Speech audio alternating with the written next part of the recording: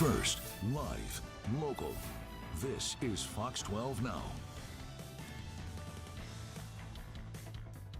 Hello, everyone. Welcome to Fox 12 Now. I'm Greg Nibbler. As always, appreciate you joining us. I say it every time, but I want to remind you we're on our social media channels. We're on YouTube and Facebook. We're on our website, and we're on our apps, so lots of places to find this show and continue the conversations that we get to have here. And one of them that we're going to talk about right now is right there in front of you on the lower third, talking about the digital divide. I promise it's Monday. I'll learn how to speak here. The digital divide in Multnomah County. It's a pretty important thing, digital divide everywhere. We're talking about access to computers, or maybe even access to internet, access to education. All of that is just such an important part of our lives, no matter what you're doing. And it's important that everybody is caught up to speed and able to have access to all of that. And one organization that's helping to do that is Free Geek. And they just received $2 million in funding to help continue what they do. To talk all about that and more, we have Nate Illabody from Free Geek. Nate, thank you very much for joining us here today. Really, really appreciate you being a part of the show.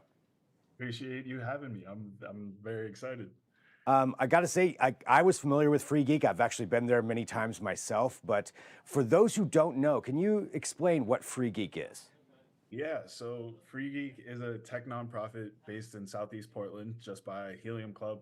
It started off originally as a recycling and reuse drop-off center for technology and electronic waste, and it's kind of grown into so much more. Now we're being able to provide educational workshops for people that don't necessarily have the access to technology and feel like they need to be a part of the digital world now. So we do a lot. So we still do the recycling, and then we also teach workshops and things as well, and make sure that people can get access to technology. There is a lot, yeah, that you cover right there. Because I know I've dropped stuff off before just for the e-recycling side of things, but there's so much that you do even with your, I guess it would be the storefront right there in Southeast Portland. So for people who go in there, can you talk about, what it is that you provide, I guess, as far as within the store, and then we'll get into the educational side and everything else that you do. Right. So unfortunately, because of COVID and everything that happened, we don't have the physical retail space anymore. So that makes sense. My bad. No, it's okay.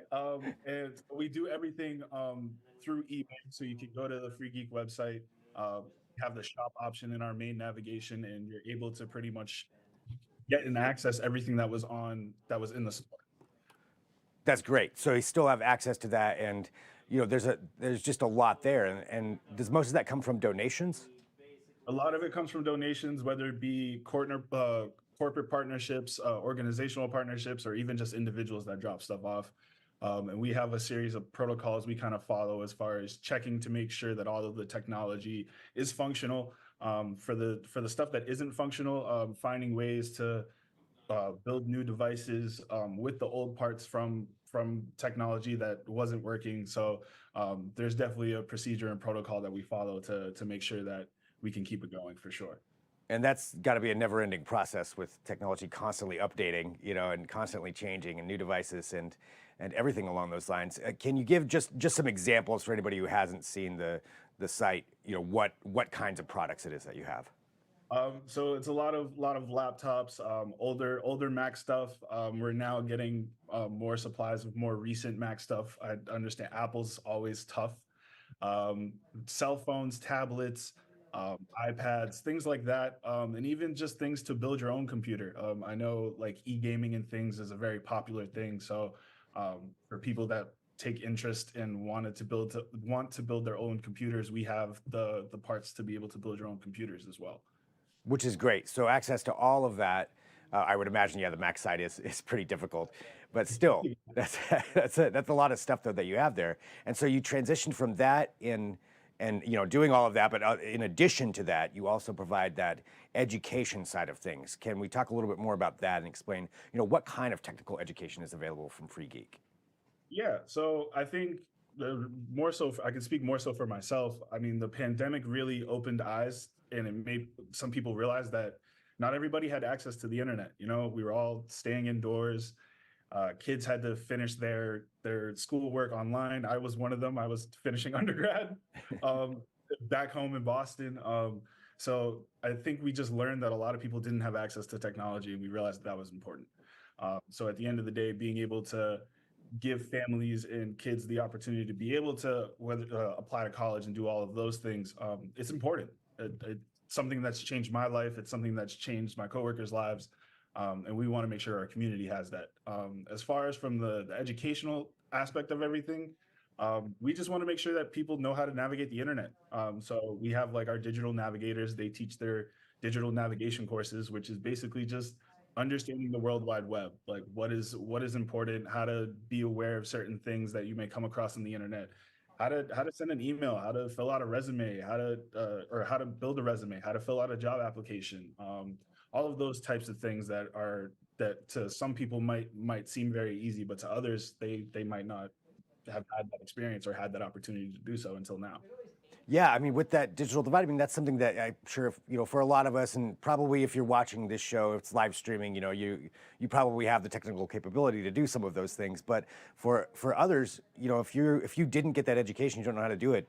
Just imagining that kind of gap and lapse of the inability to do so much that other people do. I mean, that's a huge gap if you don't have any training or knowledge in that. Right. And to go from that. So that's great that you're able to provide that. And so looking at that kind of course, like saying just navigating the internet, what's the age range that you're typically talking about when it comes to something like that? So it can kind of be all over. As of recently, it's been like um, parents, 30, 40, and then even older.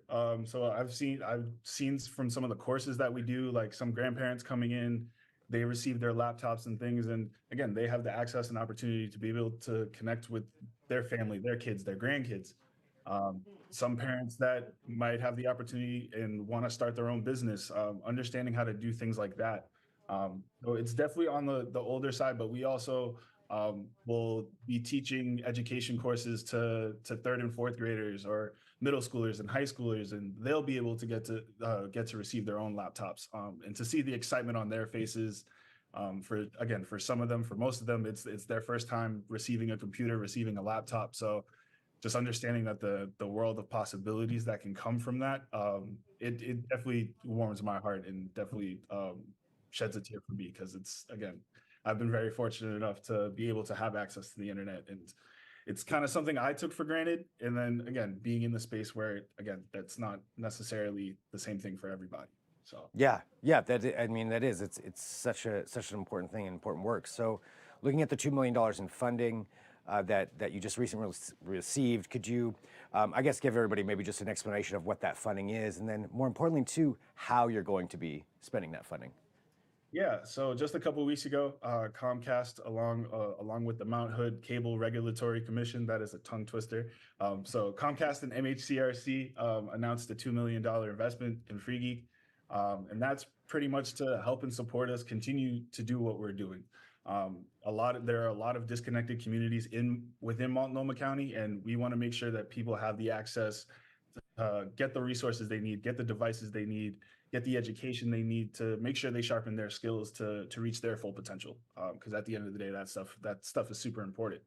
But it also helps to bridge that digital divide. And we've been very fortunate enough to build a great relationship with Comcast over the last couple of years, and they really took a liking to what we're doing and what our vision is going to be. So earlier this year, probably back in July, we launched our Lift Zone. So we opened up a new facility in the Centennial neighborhood of Portland. So that we call it the Center for Technology and Digital Equity. So that will be where people will be able to get free Wi-Fi, attend our digital navigation programs, and again, be able to teach people how to use the internet, and just give them the resources they need, like the federal government's Affordable Connectivity Program. I don't think a lot of people know about that, but that gives low-income families just the opportunity to get a $30 credit towards like their internet and phone service. So like just making sure that people are aware of things like that, but again, also making sure they have devices, making sure they have internet, and all of those great things. Which all of that is fantastic. I mean, and even the $30 credit, that can go a long ways if you're on a budget to be able to get to get access to the internet. That's huge. That people should know about that. So, something else. Looking at that, you have this facility and you have the training and you have the equipment to help people out on all of that. But given the fact that it is a digital divide, how does the outreach work for you to reach the people that would be most likely to take advantage of this? That's a great question. So I'm actually the marketing communications coordinator at FreeGeek, or specialist at FreeGeek. So that's the thing I'm always wondering, like how can we make sure that people are aware of these things? So whether it be going to different expos or doing different tabling events in other community events is super important. Obviously, the social media and making sure things are online so people can kind of spread things word of mouth. But making sure we're in those community events, talking to individuals face to face, and building a relationship with a lot of these families and individuals within these neighborhoods that we need to connect with. That's been kind of my big important thing over the last couple of months is making sure that we're very forward facing in the community and again talking about what we do and building those relationships. Yeah, letting people know. What do you think is one of the most important things that people in general can do to help bridge the digital divide? I mean, always my big thing is always just going through your house and seeing what you need, what you don't need. Again, whether it be hard drives, old tablets or phones or computers that you have, or even just a monetary support, or we're looking for volunteers. So even just trying to get volunteers to the facility, there's a bunch of different ways. Uh, but those are some of the ones that come to mind at the moment. But yeah, even just spreading it through word of mouth. Even the individuals that I get to talk to, um, just telling them I work at Free Geek, just hearing the amazing stories of whether it be people getting their first computer from Free Geek, or I had a friend that told me his grandfather built him his first computer when we were doing that. This was like the early years of Free Geek. So different things like that, and just sharing the story and just sharing what we do and just making sure that people know what we do. Yeah, I mean that's I keep saying amazing, but it really is. It's important work for people to have those opportunities and be able to have access and to know what you're doing. So for you personally, you touched on it earlier, but I just want to kind of ask again. For you personally, what does it feel like for you to be able to help out so many different people and get them access to the internet and bridge that digital divide? For me, it's very heartwarming. So I talked about growing up in Boston. I grew up just outside of the city. Um, and I was very fortunate. Again, like I got my first computer probably around the time I was in high school. And yeah, some of my friends just didn't have that opportunity. So again, whether it be coming home to do something creative or finishing an assignment, um, years later, looking at it now, I'm realizing like how fortunate I was. So again, to be able to pop into an elementary school because we're doing an event and get to talk to the kids that we're working with and to see their excitement, or talking to the families and seeing how emotional families get and knowing that that's going to change their lives, whether it be sending a kid to college, a parent applying to a job, or just being in touch with relatives from all over the world. I think those are the things that I really think about, and it really warms my heart. So Everything that you just mentioned, all because of access to that technology. So that's why that is such an important issue. I think final thing here too, just to touch on it again. So for people at home, if they have, you mentioned older devices, things like that, phones, laptops, tablets, they can bring those in. Is that what they should do? Or yep. could do? So our donation hours are Wednesday through Saturday, 11 to 4. And then our store is pretty much those same hours as well. So just come by. It's going to be in the parking lot of where the facility is. Just walk up to that garage door and hand it off and get your receipt. And yeah, just continue to help us do what we need to do. Great. And anything else you think people should know? So we're currently in the process of closing out the rest of our Give Guide campaign. So we're a part of Willamette at least Give Guide. Uh, so you visit the Give Guide website.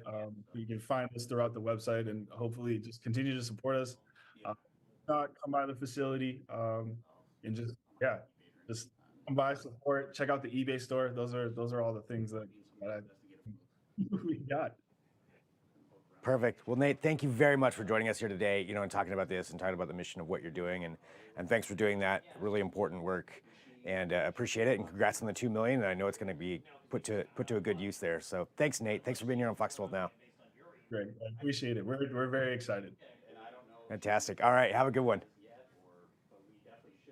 All right, so there we go. So again, talking about that digital divide, all those things that Nate just mentioned, just really important things. Think about it economically, connectivity, just education, even health, telehealth. All of those things are very important. So that's why it's good that there's funding going to that to try to conquer that digital divide. All right, we have more coming up here on Fox 12 Now. If you're watching on Facebook and YouTube, you'll see this video, and I'll continue on the website and the apps. I will be back at 1:30 p.m. though. We're going to be talking to Travel Oregon about some more funding that's been dispersed, some grants to, I believe it's over 50 or 60 different organizations. We have the CEO of Travel Oregon who's going to be joining us to talk about that.